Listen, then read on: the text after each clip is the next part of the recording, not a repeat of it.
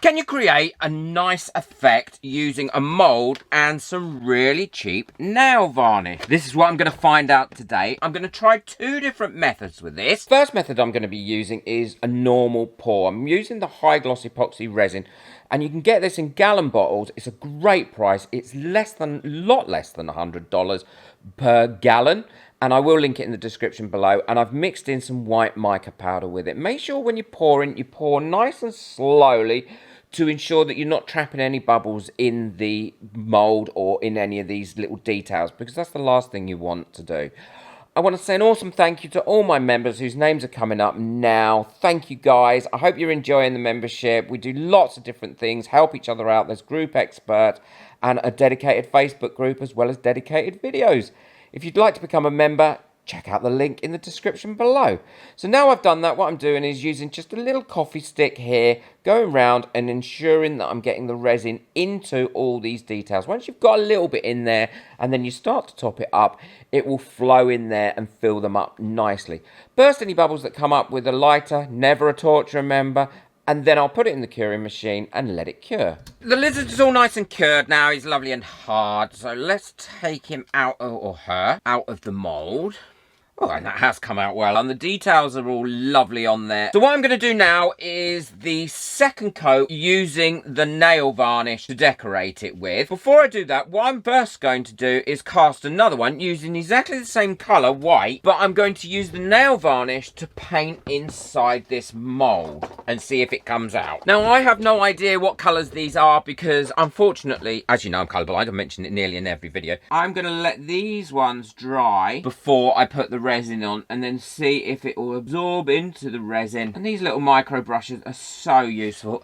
You get hundreds of them for virtually no money. And I use them all the time for lots of different things. And these actually paint on much easier than I thought they would. As you can see there, that's gone on quite well. I've got no plan on what colours I want to put where or how I'm going to do this. All I'm doing is random colours, and the same will be when I do the next bit. But this is going on really much quicker and much easier than I thought it would do. And what I'm going to do is to ensure that this is nice and dry once it's finished.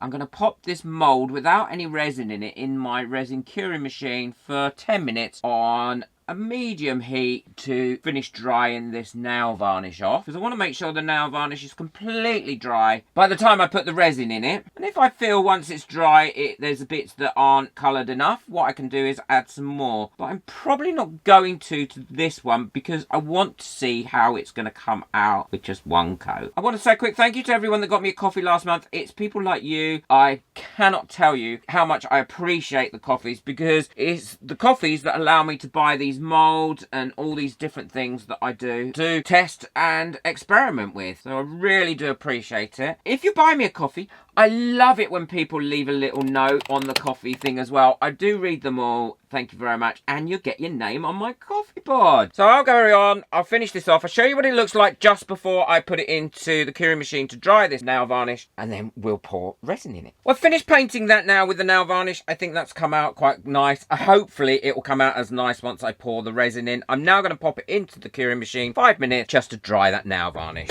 My plan for this one is to do something very similar, but instead of painting it on the mould, I want to see what it looks like if I actually paint it onto the resin itself. Now, first of all, I'm going to be using the brush that comes with it because I think I can get into those areas really easily, and I'll use the micro brush for that. And then what we can do is, when the other one's finished pouring, we can do a comparison to see which one we think is the best. I'm not going to let you know until the end of the video what I think is the best, because I don't want to influence you, because I want to get your honest opinion. And I'm sure people have got loads of nail varnishes that they've got to use up. Now, I'm not trying to do the same colours on this one as I am the other one. I'm going to give it whatever colours I think are gonna look nice. Again, if it's a bit thin in any areas and we want to put a second coat on, we can. I've never painted my nails, so I don't know if you have to do more than one coat or not. Now for these fiddly areas, I'm going to use my micro brush again like I did before. And I know you can get UV nail varnish and dry it under a UV lamp, but I think they're quite expensive and these ones aren't. They're really cheap. It does paint on resin lovely, but then I suppose people make nails out of resin and then paint nail varnish on it, so this was always probably going to work, although they're a lot neater at painting them on than I am, I think. So I'm going to go ahead, I'll finish this off and I'll show you what that one looks like before I pour the resin for the other one. This is all lovely and dry now. It dried within about 5 minutes after I put it in my curing machine.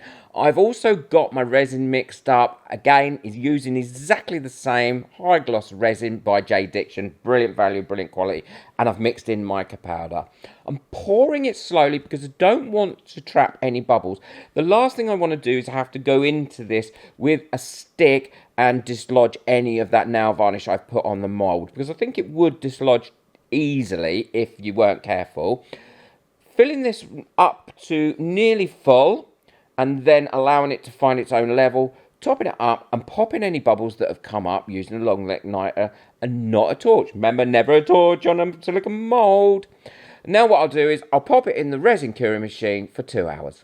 This has all gone lovely and cured. I'm really excited about this one because if it works, I think it's going to look great, but who knows? So this is the one where I painted the nail varnish onto the mould. So let's take it out. Ooh, I'm a bit nervous about this. So far, it hasn't left any of the nail varnish in there apart from the bits that are on the top, but they seem to be coming off quite easy because again, it is silicone. So let's turn it over. Oh my God.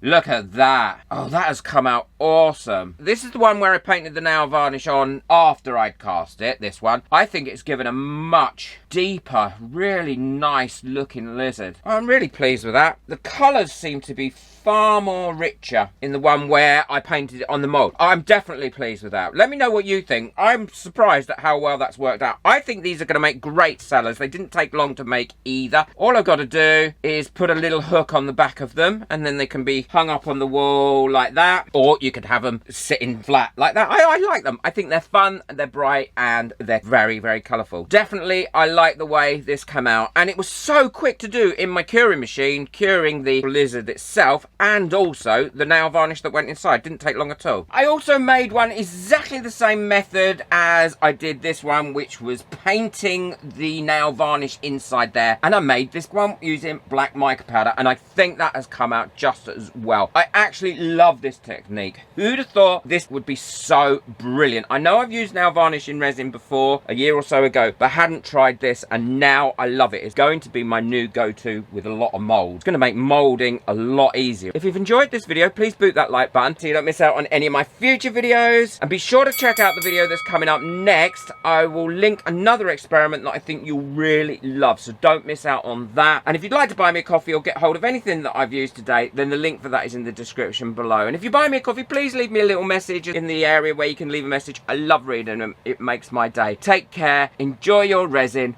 Bye.